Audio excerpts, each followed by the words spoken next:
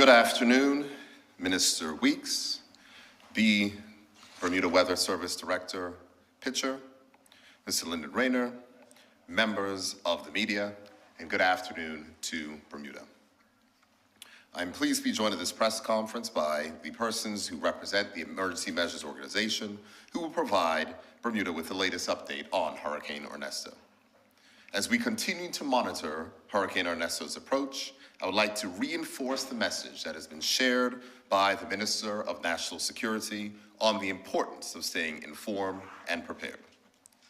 The government and the Emergency Measures Organization are fully engaged, working around the clock, guided by the Bermuda Weather Service to ensure you have the latest and most accurate information. I encourage everyone to stay tuned to the official government channels only to stay updated.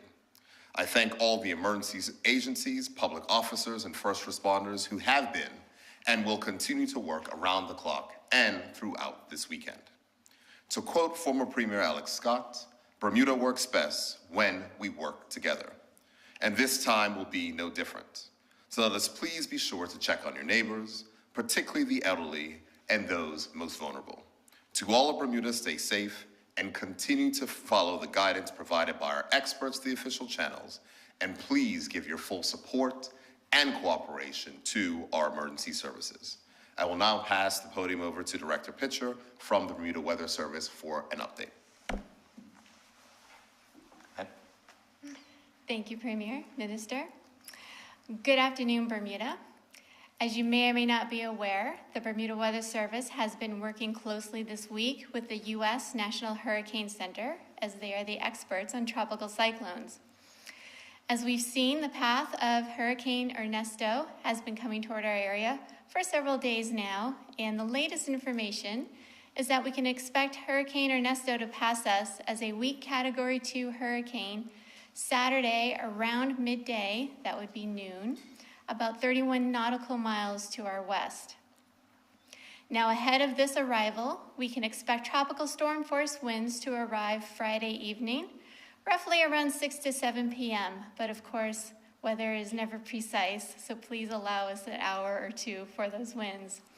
We're going to expect the 50-knot winds to arrive probably around closer to 2 a.m. on Saturday, and then the hurricane force winds will be arriving just after dawn on Saturday around 8 or 9 a.m.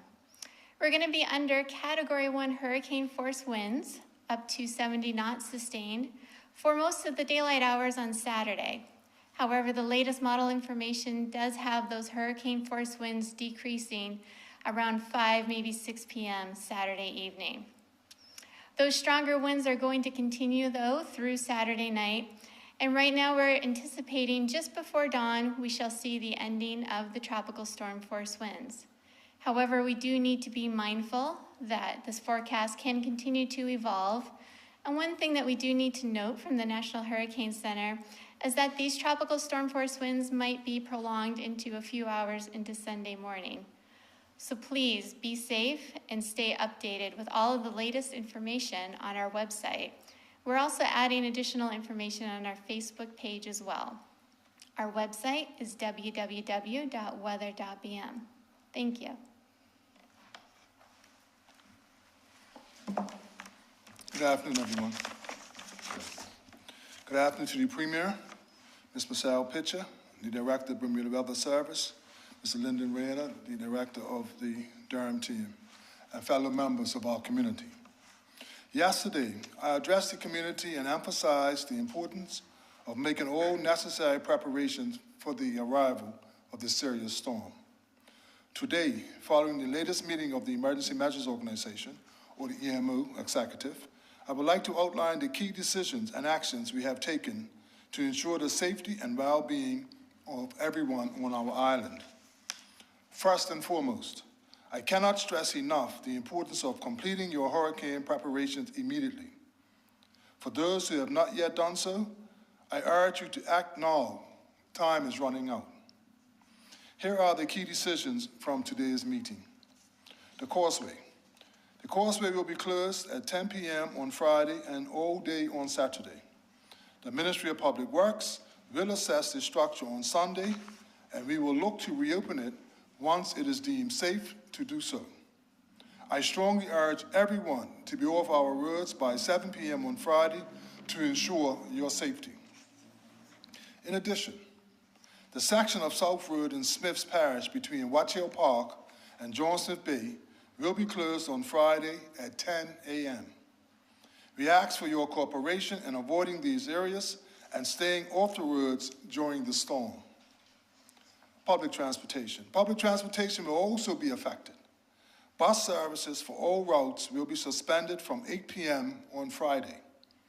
With the last bus running at 7 p.m., there will be no bus services on Saturday.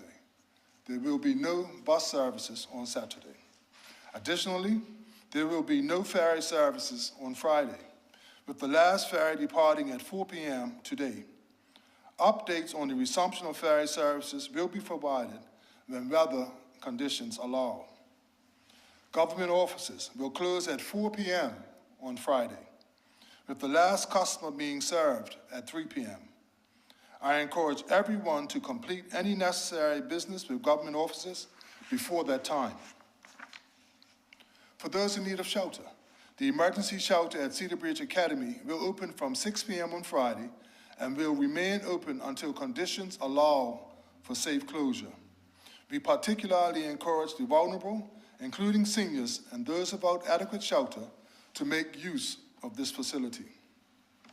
The Liam Fogo Urgent Care Center in St. David's will be operational from 8 p.m. on Friday and will close once the causeway is reopened. Ambulance services across the island will continue to operate as normal throughout the storm. The Royal Bermuda Regiment will be embodied on Friday evening to provide support and manpower as needed during the storm. They are ready to assist in ensuring the safety and security of our community and to help in returning Bermuda to normalcy after the storm has passed. The emergency radio station at 100.1 FM will begin broadcasting regular announcements from 8 p.m. on Friday evening. I urge everyone to tune in for official updates and information as the situation develops. Finally, regarding air travel, the Isle International Airport will close at 8 p.m. on Friday.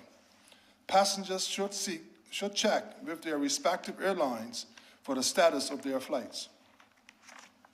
We understand that Air Canada has already canceled its flight to the island tomorrow, while American Airlines will operate a flight between Charlotte and Bermuda on Friday, considering the airport closure on Saturday. I strongly advise against swimming in the ocean due to the increasingly dangerous seas. As a precaution, lifeguard services at Horseshoe Bay Beach will be suspended from 6 p.m. today until further notice. Red high surf warning signs will be erected on beaches across the island this evening.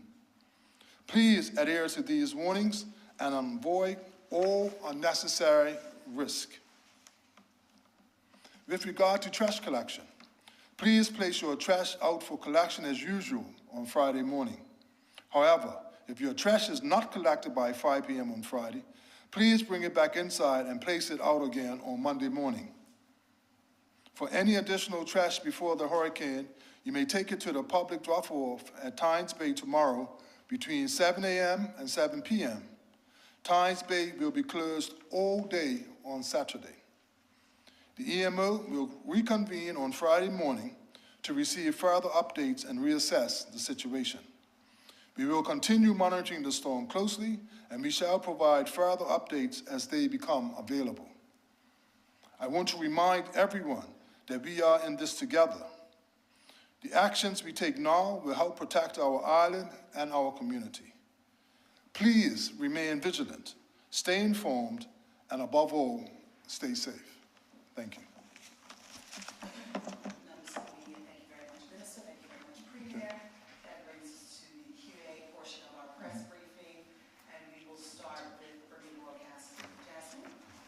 Hi, good afternoon. Thank you for that update. I guess just a question about the hospital. Are there any specific precautions that will be taken there?